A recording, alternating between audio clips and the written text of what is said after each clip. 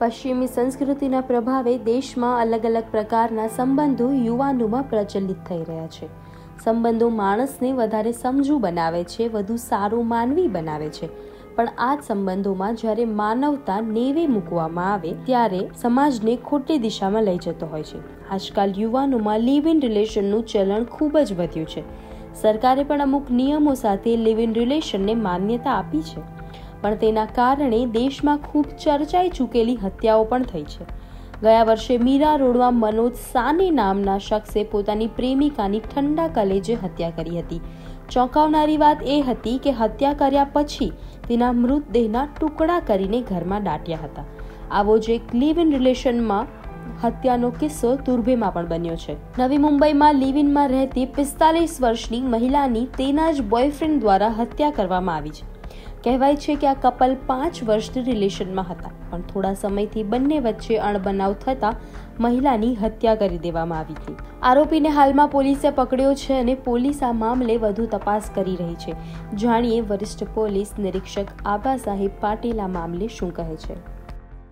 दिनांक 13 मार्च रोजी 3 वाजता मला माहिती मिळाली की वाशीचे सिव्हिल हॉस्पिटल येथे एका महिलेला तिच्या नवऱ्यानं मारलेलं आणि तिला ऍडमिट केलेलं आहे। आम्ही सदर ठिकाणी जाऊन पाहिलं असता डॉक्टरांनी तिला मृत घोषित केलं होतं। त्यानंतर माहिती घेतली असता जवळचे जे नातेवाईक किंवा जवळ राहणारे लोक आहेत त्यांनी सांगितले की तिच्या नवऱ्याने तिला मारहाण केलेली आहे।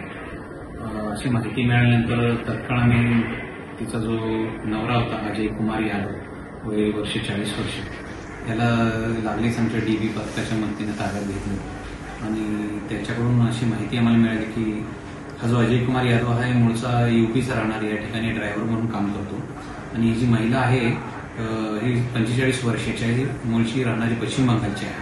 हे दोघेही लिव्ह इन रिलेशनशिपमध्ये 2020 पासून एकत्र राहतात आणि यांच्यामध्ये आपापसामध्ये अनेकदा वाद चालू असायचे।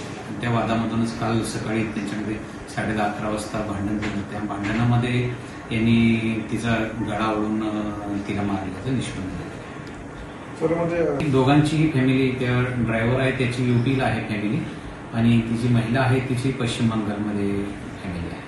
नेमकं कारण त्यांच्यामध्ये आपापसामध्ये बऱ्याचदा वाद व्हायचे, त्या वादामध्येच काल त्यांनी तिला गळा ओढून मारहाण केलेली आहे। ती महिला काय घरकामच करायची।